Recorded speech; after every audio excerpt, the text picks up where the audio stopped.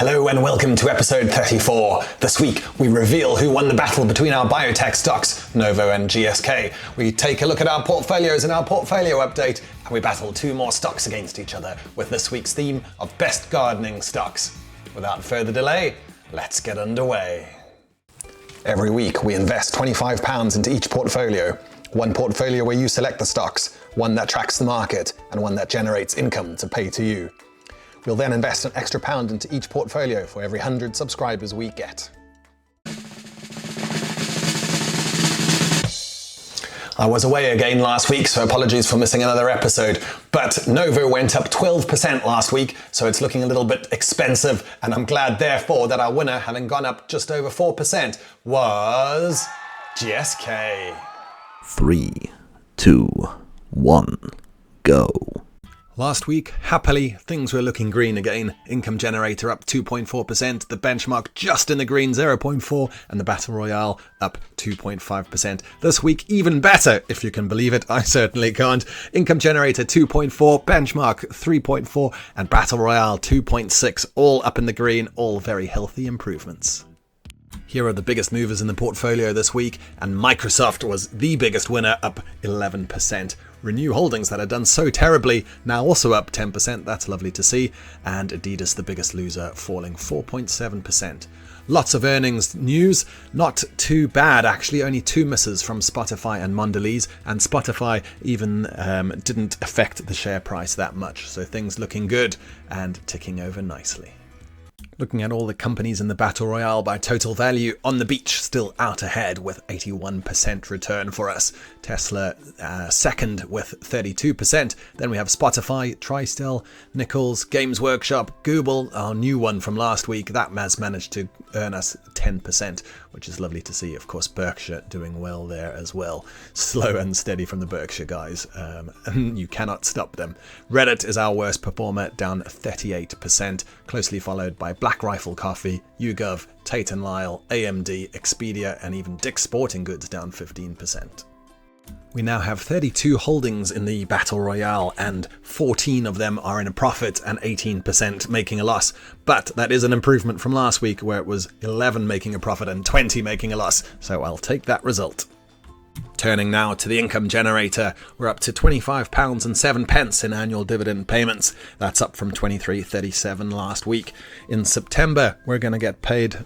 That's a lie. In June, we're going to get paid £8.90, and add that to September's payment of £5.50 means a grand total of £14.40 will be paid out to our lucky subscriber. We've now added £800 to each of our three portfolios, and last week we were still in the red. Battle Royale down 6.5% and beating the benchmark, which was down a massive 9.1%. This week, however, things looking much better. The Battle Royale up 0.2%. Yes, that is a little bit of a cheat because we've only got £783 in that, and as best as I can figure, they've not calculated the cost that's taken out on FX and other costs when we put in our £25 into each stock. However, still take a little bit of green, and the benchmark down only 3.1%. Overall, £2,348 invested, where it's costing us £33 to be invested, but we're making an annual dividend receipt of £43.98. Let's go investing! 3, 2, 1, fight! Now, you may or may not be surprised to hear that there aren't a huge amount of publicly listed gardening-related companies out there, so I may have had to cheat a little bit and stretch the definition. Come take a look with me and see how badly that stretch got.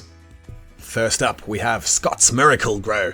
Now, this is a company that falls well within our definition, as it engages in the manufacture, marketing, and sale of products for lawn, garden care, and indoor and hydroponic gardening. Does sound interesting. Simply Wall Street thinks it's 19.6% undervalued. However, what worries me is its financial health. That's not a good debt to equity ratio. And if we have a look at the overview, there's nothing in the health and past performance to speak of, and Simply Wall Street thinks that its interest payments are not well covered by earnings. So that doesn't sound so good, so we're going to dismiss that one.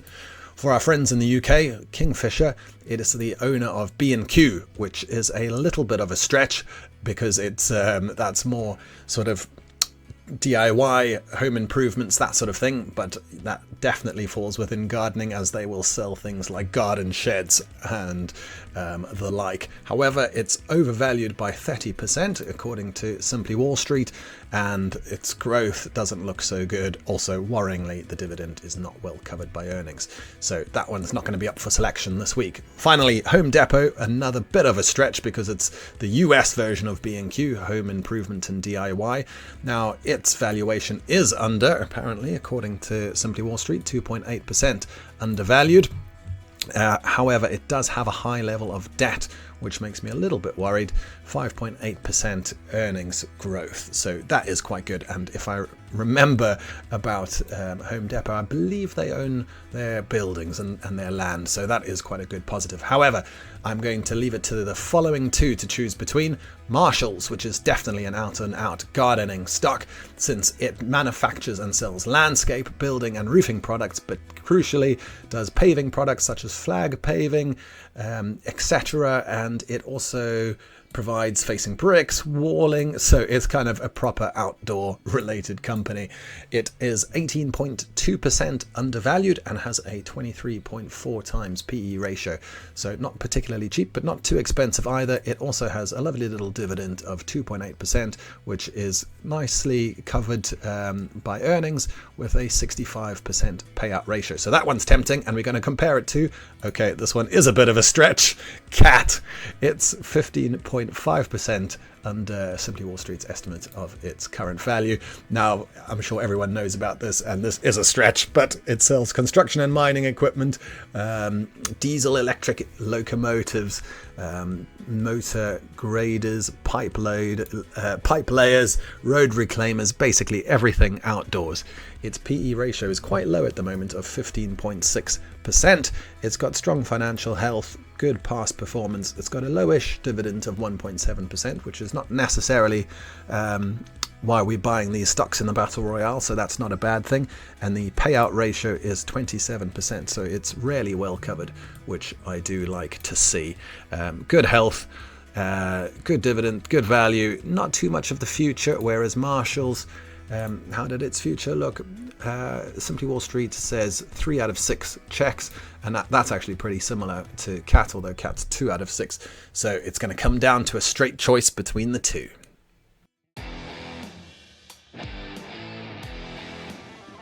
So there we have it. Which one do you think we should invest in? I've listed each of the companies in the comments below. Pop a thumbs up next to the one you think we should invest in. From my perspective, however, I'm going to vote for... I hope you've enjoyed the lovely weather. Now, time to get stuck behind your computer screens investing stocks again and enjoy a wonderful week ahead. Thanks for watching. Goodbye.